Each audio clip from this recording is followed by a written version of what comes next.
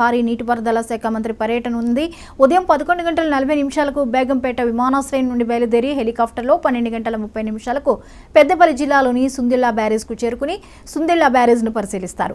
అనంతరం సుందిళ్ల నుండి 1 గంటకు బయలుదేరి 1:15 జయశంకర్ భూపాలపల్లి జిల్లాలోని అన్నారం సరస్వతి బ్యారేజ్కు చేరుకుంటారు. 1:15 నుండి 1:45 వరకు అన్నారం సరస్వతి బ్యారేజ్ను పరిశీలిస్తారు. అనంతరం 1:45 అన్నారం బ్యారేజ్ నుండి బయలుదేరి 2 గంటలకు కాళేశ్వరం మేడిగడ్డ లక్ష్మీ బ్యారేజ్కు చేరుకుని భోజనం చేస్తారు. అనంతరం 3 గంటల నుండి 4 గంటల వరకు మేడిగడ్డ లక్ష్మీ బ్యారేజ్లో జరుగుతున్న మరమ్మతు పనులను పరిశీలిస్తారు. సాయంత్రం 4 గంటలకు హైదరాబాద్కు బయలుదేరి వెళ్తారు.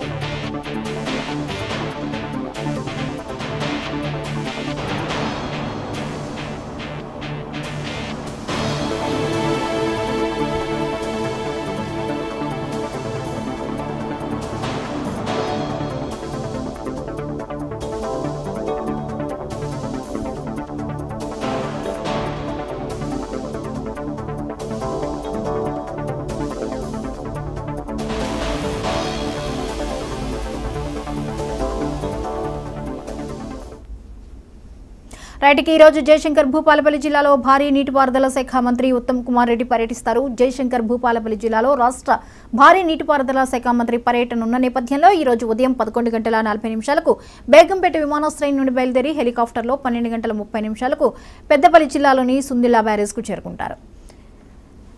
ఇక ఈ అంశంపై మరిన్ని అప్డేట్స్ ని మా ప్రతినిధి చంద్రశేఖర్ అందిస్తారు. చంద్రశేఖర్, ఈరోజు ఉత్తమ్ కుమార్ రెడ్డి పర్యటనకు సంబంధించిన అప్డేట్స్ ఏంటి?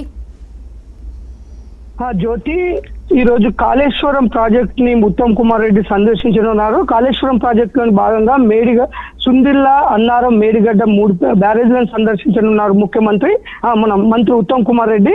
ఉత్తమ్ కుమార్ రెడ్డి వెంట ఇటు ఇరిగేషన్ అధికారులతో పాటు నిర్మాణ సంస్థకు సంబంధించిన నిపుణులు కూడా ఈ కార్యక్రమంలో పాల్గొనున్నారు. ముఖ్యంగా మన ఎన్డీఎస్ ఇచ్చిన రిపోర్ట్ ప్రకారం తాత్కాలిక మరమ్మతులు ఏదైతే మేడిగడ్డ బ్యారేజ్ కుంగిపోవడం వల్ల అక్కడ జరిగిన నష్ట నివారణ చర్యల భాగంగా ఎన్డీఎస్ ఇచ్చిన నివేదిక ప్రకారం మరమ్మతులు అయితే చేస్తున్నారు. ముఖ్యంగా వర్షాకాలం రానున్న నేపథ్యంలో భారీ వరదలు రానున్న కారణంలో ఇటు మేడిగడ్డ బ్యారేజ్ జరిగే నష్ట నివారణ చర్యలు ఎలా తీసుకోవాలనే విషయాల్లో కూడా ఇటు నిపుణులను ఇటు ఇరిగేషన్ అధికారులతో ఈ రోజు ఉత్తమ్ కుమార్ రెడ్డి పర్యవేక్షించి ఎలాంటి చర్యలు తీసుకోవాలో చర్చించనున్న నేపథ్యంలో ఈ రోజు ఉత్తమ్ కుమార్ రెడ్డి యొక్క పర్యటన అయితే చాలా ప్రాధాన్యత ఉందని చెప్పుకోవచ్చు. ముఖ్యంగా ఈరోజు ఇప్పుడు ప్రస్తుతమైన ఈరోజు మొదటిగా సుందిళ్ల బ్యారేజ్ సందర్శిస్తారు. అక్కడి నుంచి అన్నారం బ్యారేజ్కి వస్తారు. అక్కడ అన్నారం బ్యారేజ్ సందర్శించిన తర్వాత చివరిగా మేడిగడ్డ బ్యారేజ్ రానున్నారు. మేడిగడ్డ బ్యారేజ్ లో 7వ బ్లాక్ లో జరిగిన ఏదైతే నష్టం నివారణ చర్యలు ఉన్నాయో వాటికి మరమ్మతులు అయితే తాత్కాలిక మరమ్మతులు జరుగుతున్నాయి. అందులో భాగంగా ఈ మన బేలలో మన ఇసుకను పంపించి ఆ గ్రౌటింగ్ కార్యక్రమం అయితే కొనసాగుతుంది. ఆ గ్రౌటింగ్ కార్యక్రమం కొనసాగడం కోసం భారీ డ్రిల్లింగ్ యంత్రాల ద్వారా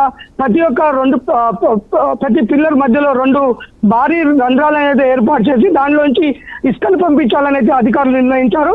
అందులో భాగంగా ఇటు షీట్ పైల్స్ కూడా నిర్మిస్తున్నారు. డ్యామేజ్ మన ప్రాజెక్ట్ ఎలాంటి డ్యామేజ్ జరగకుండా ఇసుక కొట్టుకోపోకుండా ఎప్పుడైతే భారీ వరదలు వచ్చినప్పుడు ఆ బీమ్ల ముందు పిల్లర్ల ముందు ఉన్న ఇసుక కొట్టుకోపోకుండా ఉండడం కోసం షీట్ పైల్స్ కాంక్రీట్ బిల్లలు కూడా అమర్చుతున్నారు. ఈ యొక్క మరమ్మతులు అన్ని కూడా ఏ విధంగా ఉన్నాయి, ఆ మరమ్మతులు ఏ విధంగా కొనుతున్నాయి, ఇంకా ఎలాంటి చర్యలు తీసుకోవాలి, ఏదైతే రానున్న వర్షాకాలంలో ఈ మేడిగడ్డ బ్యారేజ్ కి ఎలాంటి ప్రమాదం పొంచి ఉండకుండా ఎలాంటి చర్యలు తీసుకోవాలనే అన్ని విషయాలు కూడా ఈరోజు నిర్మాణ సంస్థ నిపుణులతో పాటు ఇటు ఇరిగేషన్ అధికారులతో చర్చించనున్నారు. అందులో భాగంగా ఈరోజు వస్తున్నారు. ముఖ్యంగా అక్కడ జరుగుతున్న పనులు ఎంతవరకు వచ్చాయి, ఇంకా ఎందుకంటే వర్షాకాలం రానున్న నేపథ్యంలో భారీ వరదలైతే వచ్చే సమయంలో ఎలాంటి చర్యలు తీసుకోవాలి, మరి టైం చాలా తక్కువ ఉన్న నేపథ్యంలో అక్కడ ఎలాంటి చర్యలు తీసుకుంటున్నారు అనే విషయాలన్నీ కూడా చర్చించనున్నారు. ఇదే విషయం అయితే ఈరోజు అక్కడ మేడిగడ్డ చేరుకున్న తర్వాత అక్కడ మనకి ఒక క్లారిటీగా రానున్న నేపథ్యంలో అక్కడ నుంచి మీడియాతో కూడా మాట్లాడనున్నారు.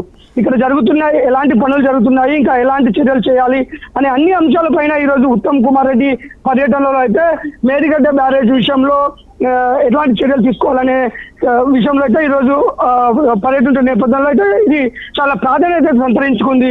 జ్యోతి, అయితే చంద్రశేఖర్, ఈ తాత్కాలిక మరమ్మతులు ఏవైతే ఉన్నాయో అవి శరవేగంగా జరగాల్సిన పరిస్థితి కనిపిస్తోంది. రానున్న వర్షాకాలం నేపథ్యంలో ఎంతవరకు ఇవి పూర్తిగా ఈ పనులు పూర్తయ్యే ఛాన్సెస్ ఉన్నాయి?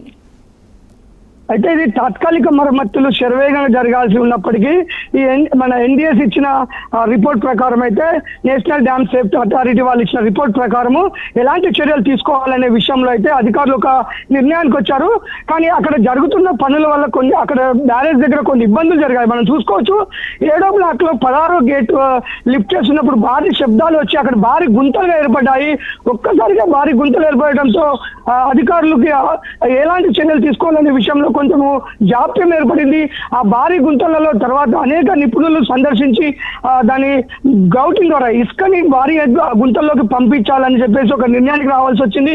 ఆ భారీ గుంతల్లోకి ఇసుకని పంపించడం కోసం ఏ విధంగా అయితే ఇసుకని లోపలికి డంప్ చేయాలనే విషయంలో కూడా నిర్ణయించుకొని వాటి కోసము భారీ రంధ్రాలు మన డ్రిల్లింగ్ మిషన్ల ద్వారా రంధ్రాలు చేసి అక్కడ ఇసుకని స్పెండ్ చేయాల్సి ఉంటుంది. ఏదైతే భారీ డ్రిల్లింగ్ మిషన్స్ తోని ప్రతి పిల్లర్ మధ్యలో రెండు దానికి హోల్స్ వేయాల్సి ఉంది. ఆ హోల్స్ వేసే క్రమంలో కొంచెం లేట్ అయిందని చెప్పుకోవచ్చు. దానివల్లనే కొంచెం పనులు కొద్దిగా నెమ్మదిగా జరిగింది. కాకపోతే మనం చూసుకోవచ్చు, ఆ లిఫ్ట్ అది మన భారీగా వచ్చిన వరదని కిందికి పంపించడం కోసం, దిగువ ప్రాంతాన్ని పంపించడం కోసం గేట్లు ఎత్తాల్సి ఉంటుంది. అది గేట్లు మొరాయిస్తున్నారు కాబట్టి ఇప్పుడే ఎత్తేసి ఉంచాలని నిర్ణయానికి కూడా రావడం జరిగింది. ఆ విధంగా గేట్లు ఎత్తుతున్న క్షమంలో ఈ 16 మన 7వ బ్లాక్ లో ఉన్న 16 గేట్ నుంచి 16 పిల్లర్ నుంచి 20 పిల్లర్ మధ్యలో ఉన్న గేట్లు పైకి లేవడానికి మొరాయించాయి. ఆ మొరాయించిన క్రమంలో ఏ విధంగా గేట్లను ఎత్తాలనే విషయంలో కూడా నిపుణులు సలహా ఇవ్వడం జరిగింది. గేట్లు ఎత్తడానికి చాలా ఇబ్బందికర పరిస్థితులలో గేట్లను గ్యాస్ కట్టర్ ద్వారా తొలగించేసి అక్కడ గేట్లను తొలగించాలని ఉంది. ఎందుకంటే భారీ వరద వచ్చినప్పుడు ఆ వరదని ఎగువ ప్రాంతం నుంచి వచ్చిన వరదని అక్కడ ఆపుకునే పరిస్థితి అయితే ప్రస్తుతానికి లేదు. ఎందుకంటే అక్కడ ఉన్న పిల్లర్లు మొత్తం కూడా కుంగిపోయి అక్కడ చాలా ఇబ్బందికరంగా ఉంది. అక్కడ వాటర్ ఆగినట్లయితే బ్యారేజ్ మొత్తానికి కూడా ప్రమాదం పొంచి ఉండటంతో పాటు దిగువ ప్రాంతాల్లో ఉన్న గ్రామాల్లో ఉన్న ప్రజలకు కానీ చాలా ప్రమాదం పొంచి ఉన్న నేపథ్యంలో వస్తున్న వరదని ఎగువ ప్రాంతం నుంచి వస్తున్న వరదని కంటిన్యూస్ గా దిగువ ప్రాంతానికి పంపించాలంటే అక్కడ గేట్లు తొలగించాలనే విషయము, ఇవన్నీ వాళ్ళు ఒక పని చేస్తుంటే ఇంకో పని ఆటంకం కలగటం, అక్కడ కొత్త సమస్యలు ఏర్పడటం, ఆ సమస్యలకు ఎలాంటి చర్యలు తీసుకోవాలని నిపుణులు సలహాలు తీసుకొని ముందుకు సాగుతున్న పరిస్థితి. అందువల్ల కొంచెము పనులకైతే కొంచెం ఆటంకం జరిగింది. ఈ పనులు ఆటంకం జరిగిన దృష్ట్యా ప్రభుత్వం కూడా చాలా ఇది సీరియస్ గా తీసుకుంది. అందుకోసమే ఈరోజు ఉత్తమ్ కుమార్ రెడ్డి పర్యటన అయితే ముఖ్యంగా ఈ పనులు శరవేగంగా జరగాలి. ఎందుకంటే ఇక్కడ ప్రమాదం పొంచి ఉంది కాబట్టి ప్రభుత్వం కూడా శరవేగంగా ఇక్కడ ఎలాంటి డ్యామేజ్ జరగద్దు ఈ ప్రాజెక్ట్ అనేది ఛాలెంజ్ గా తీసుకుంది. అందులో భాగంగానే ఈరోజు ఉత్తమ్ కుమార్ రెడ్డి పర్యటించి అధికారులకు సలహాలు సూచనలు ఇచ్చి ఎలాంటి చర్యలు తీసుకోవాలో ఒక క్లారిటీ అయితే రానుంది ప్రభుత్వం. Right, thank you Chandrasekhar.